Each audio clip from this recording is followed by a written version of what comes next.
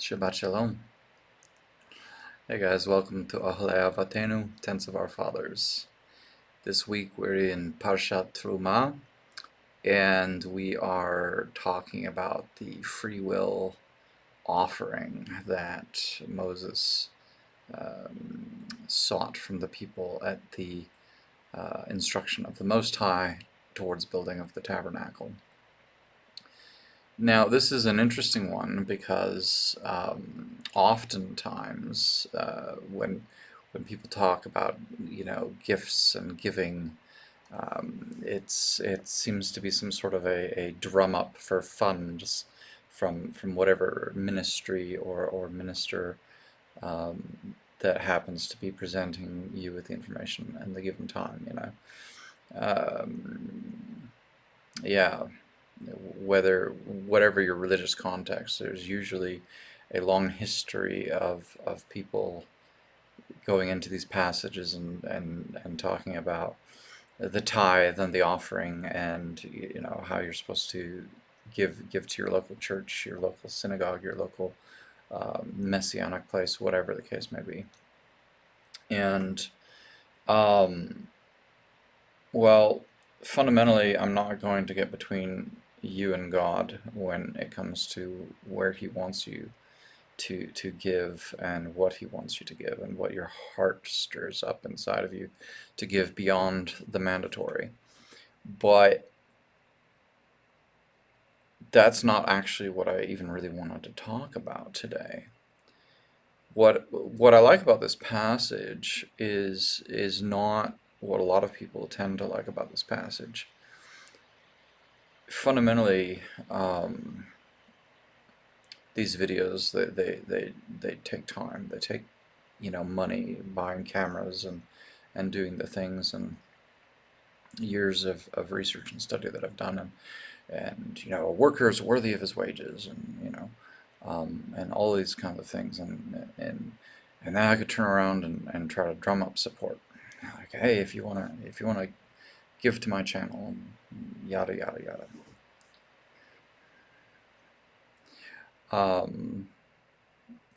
Practically, at some point in life, I might create some sort of a Patreon or what have you for people who like what I have to say or feel that it is important towards their spiritual enrichment or whatever.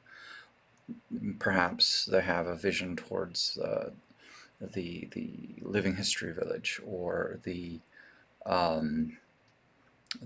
training of people in the biblical languages and those kinds of things, and I intend to get back to the Hebrew soon. I just haven't got quite back into the groove of that. But I'm not going to tell you that this is a synagogue or a church or whatever in terms of send your money to me in the name of God. I'm not going to do those things. It is really not my place.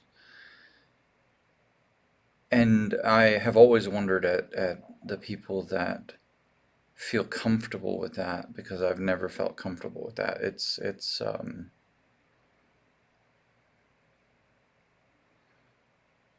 And I know that He had a tabernacle, and I know that He had a temple, and I know that there are people out there who really are working in His service and so on and so forth. I get all that.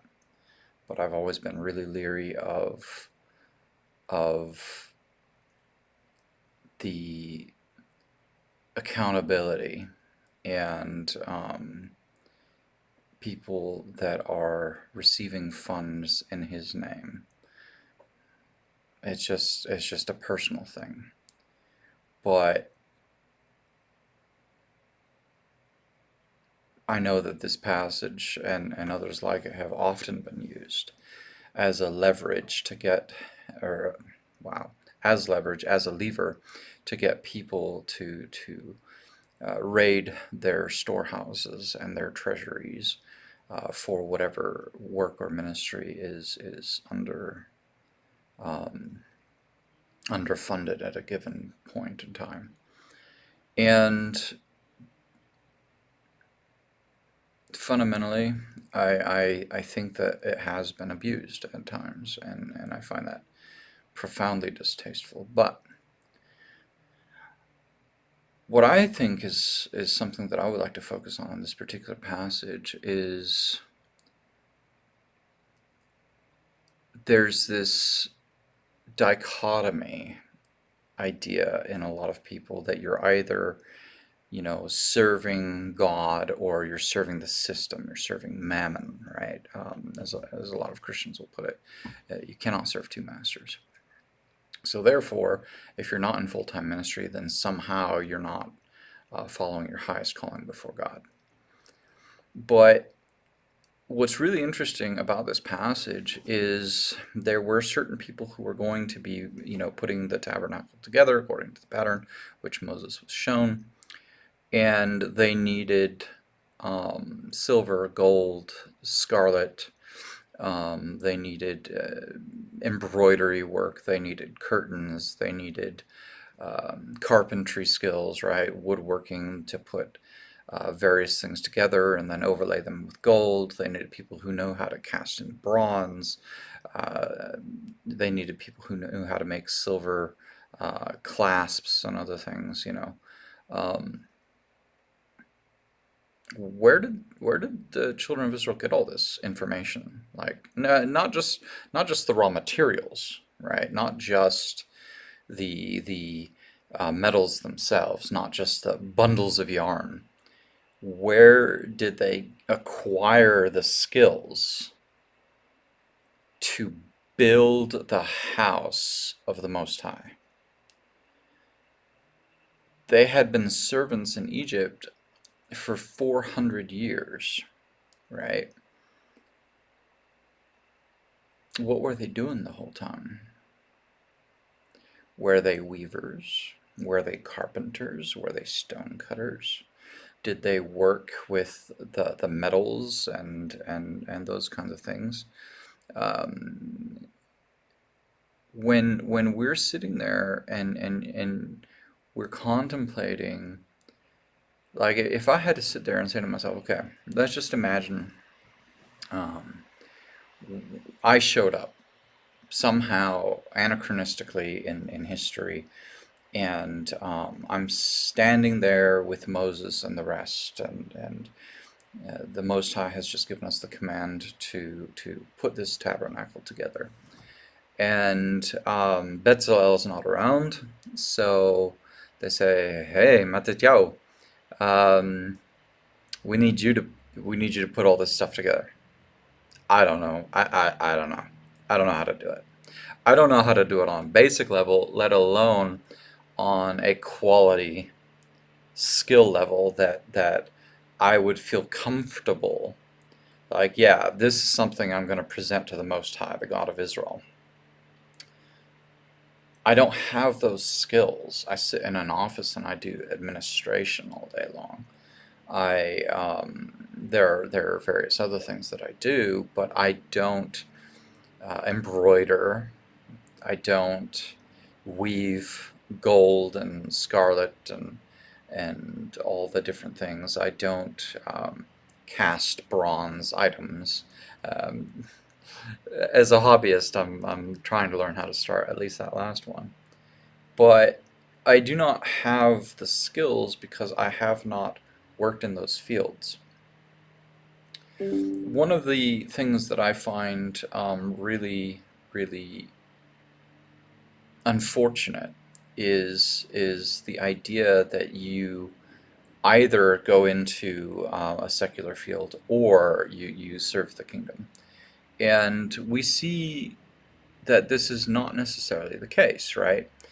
Joseph, right, he served in a worldly system, but he was doing what was essentially um, the will of the Most High. Daniel, his three friends, Hananiah, Azariah, Mishael, they were serving in the administration, and whether we're talking about public administration in the case of Daniel and his three friends, whether we're talking about administration, logistics, civil engineering in the case of Yosef, David Melech, David the king, he was in politics, right? Were these not callings from the Most High? But can you imagine being a slave, a servant in Egypt under the harsh, exacting expectations of Pharaoh for so long? And you're sitting there as a weaver and you've just got to weave textiles for Pharaoh, or you've got to overlay Egyptian funerary um, furniture with gold or whatever for the pharaohs, and you're doing this for a few generations, and you're like, what is this for? What is this about? Why are we serving these pagans? Whatever the case may be. And you don't necessarily have a vision for the fact that one day you're going to be called upon to build his house. There are a number of passages which indicate the disposition we're supposed to take towards the work that is put before us. In Ecclesiastes 9, verse 10, for example, it says, "Whatever your hand finds to do, do it with all your might, for there is no activity, planning, knowledge, or wisdom in Sheol where you are going." And Colossians 3:23, "Whatever you do, do your work heartily, as for the Lord and not for people."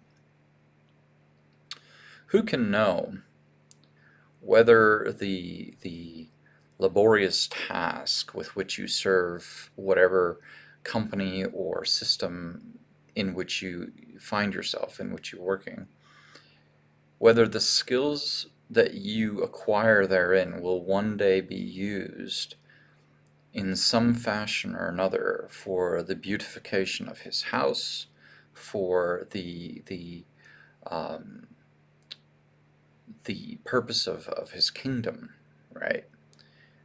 When you're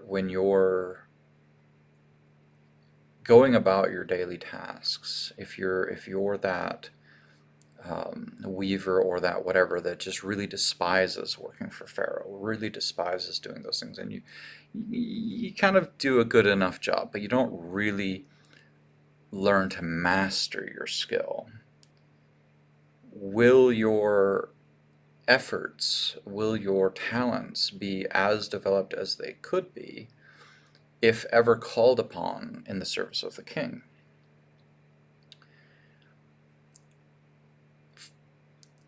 There is a tendency amongst a lot of spiritual people to suppose that one's calling is this great destiny that one arrives upon one day, and that you need God to tell you what you're supposed to do with your life. And he does sometimes intervene in the lives of men, and calls one to do this and one to do that. Bezalel was called out by name, Moshe was called out, David, Yosef. We have a lot of notable characters whose lives were selected for particular service.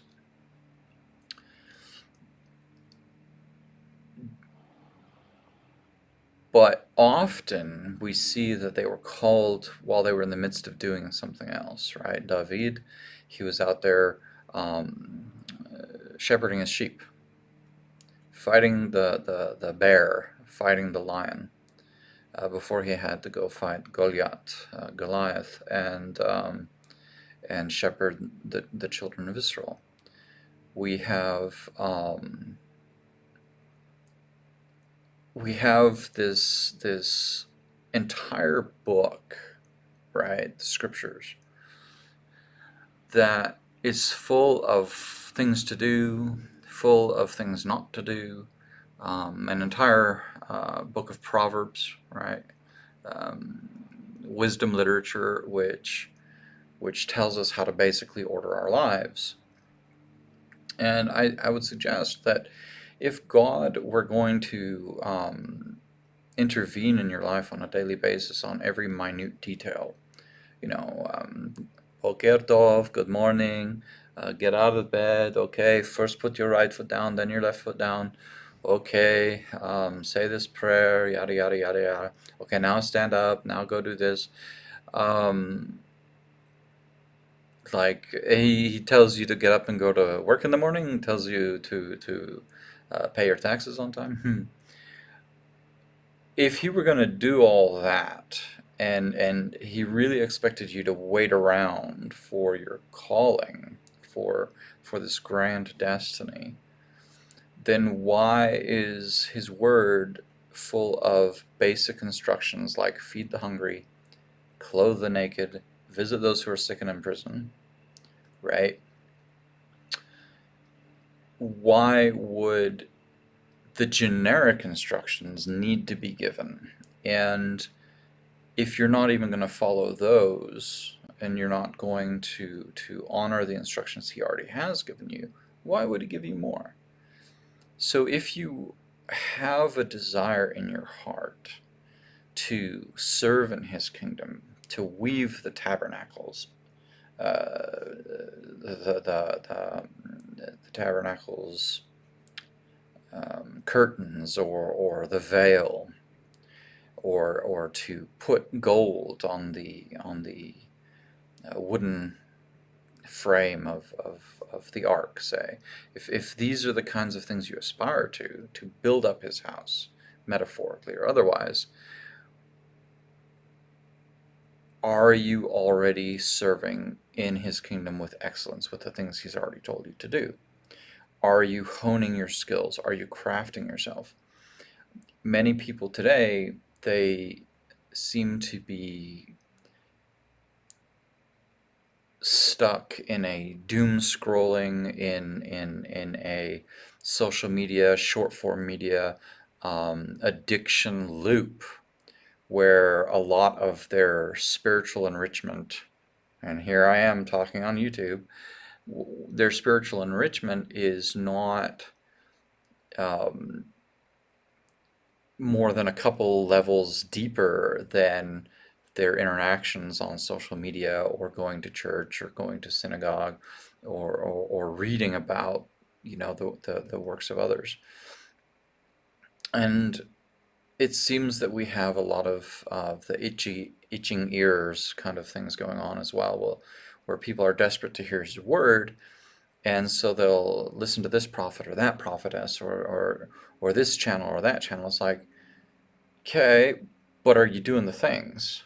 Are you feeding the hungry? Are you clothing the naked? Are you visiting those who are sick and in prison? And when you go to your workplace, if you're working for Pharaoh, if you're working for Babylon, if you're working for a particular corporation, if you're working building swimming pools, for example, or whatever, it's like, what skills are you learning today, and are you mastering them with the view that one day maybe it could be used for the advancement of his kingdom?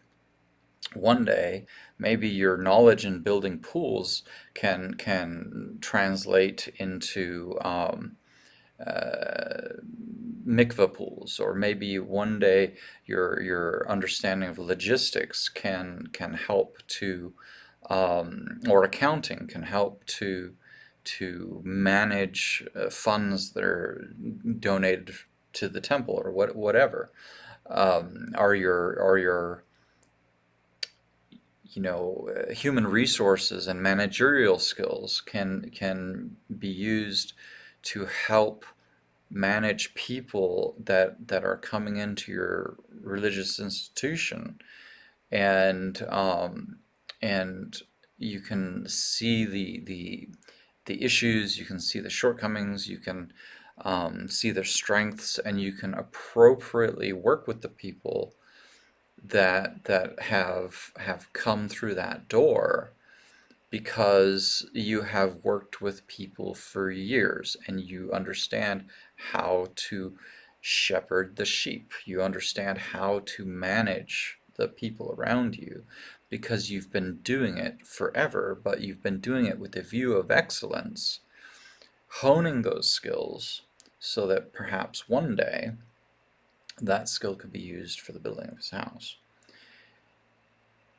And in the meantime, feeding the hungry, clothing the naked, visiting those who are sick and in prison, and otherwise supporting the ministries and whatever else that you're involved with, right? So this idea that you're either in the ministry or you're not in the ministry, I think is nonsensical. When the Most High brought us out of Egypt, He didn't only bring the Kohanim, right? And basically, the rest of the children of Israel were useless and pointless, and they weren't a part of what He was doing. No, you actually needed everybody fulfilling their particular place in the camp. That you had to have shepherds shepherding. Otherwise, what are people going to eat? You had to have weavers that were honoring the Torah to make sure they weren't weaving the wool and the flax and linen together. You had to ensure that that the people who were uh, you know if you didn't have weavers doing that, like what would you wear, right? If the priests have to wear certain garments, who's making those garments? Who's bringing the sacrifices if there are no farmers? Who is where does the ark come from? Where did the silver pieces come from? Where do the tenons and the things come from? If there are no people in the camp who can do the work, right? Who are not skilled in those things. So the notion that you're a second class citizen or somehow not a part of building God's house if you're not in a priest-like ministry, I think it's nonsense. I think that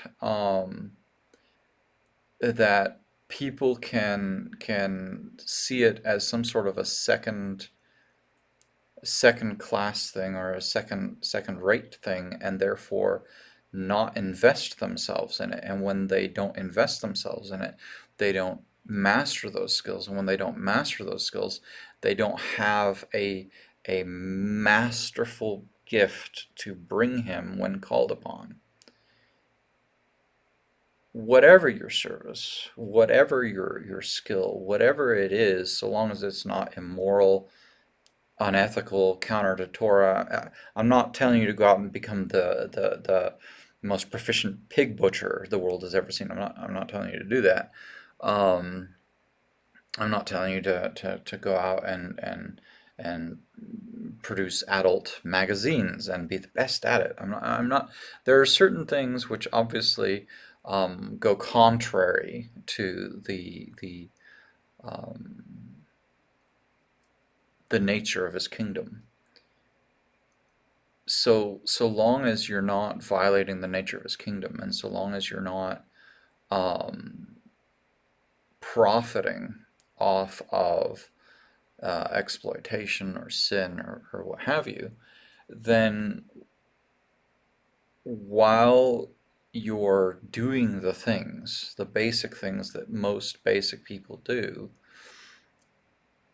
build up your skill, build up your ability to contribute something masterful, build up your ability, be it silver, gold, whatever. If the building of the house comes, or He calls upon this kind of thing again, where the Most High is saying this is something that we're going to do, and I'm not saying He ever will, but if He did, what would you bring? If He did, I'm not saying this is not me, like I said earlier, this is not me drumming up funds. This is me asking you to ask yourself, if He did, what would you have to offer Him? What great skill, what honed talent would you have to answer the call? Because not everybody's going to be called to be a priest. Not everybody's going to be called to be a king. Not everybody's going to be called to to be a goat herd. Not everybody's going to be called to be a shepherd. Not everybody's going to be called to be a weaver. But we kind of need a little bit of everything for our society to function. We need a little bit of everything. And I mean, I'm sure there are some things we don't need so much of. I'm not sure that we need quite as many uh,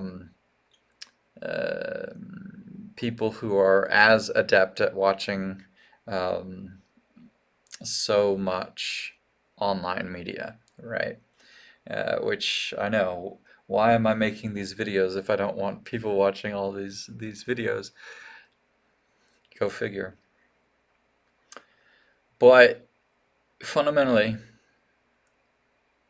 don't be disheartened if you haven't been called out into a ministry. Wherever you're at, if you're working in a corporation or you're working in public administration or you're doing whatever, try to learn the skills, try to master them, do it with your heart so that if you are called to pull those skills and knowledge that you've acquired in the service of the systems of the world to work for his kingdom, that you will be able to bring your absolute best on that day. And do it with that joyful heart, not because he demands it of you. This is a free will offering. This is your heart being stirred up to give what you want. What will you be able to give on that day? Perhaps what you can give today is the effort to doubling down, to being better than you were yesterday, to learning a little bit more, to understanding your skill, your craft a little bit better, so that you can glorify the Most High and honor Him in the fact that you aspire to be a skilled craftsman working on His house. Shabbat Shalom.